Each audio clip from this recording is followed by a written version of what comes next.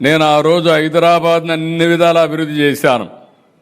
నేను దృష్టిలో పెట్టుకున్నది ఓల్డ్ సిటీ పక్కన ఎయిర్పోర్ట్ కట్టాను. మీరు గుర్తుపెట్టుకోవాలి, నేను దూరదృష్టితో కట్టాను అది కూడా.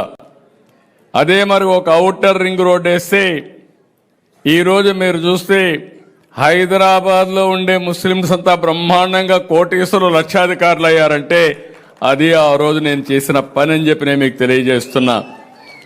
నేను ఎప్పుడూ ఒకటి చెప్పేవాడిని, హైదరాబాద్కి ఎవరు వచ్చినా నేరుగా పోయి ఓల్డ్ సిటీలో షాపింగ్ చేసే విధంగా పెరల్స్ని ప్రమోట్ చేసింది కూడా తెలుగుదేశం పార్టీ. హైదరాబాద్ బిర్యానీని కూడా ప్రమోట్ చేశాం.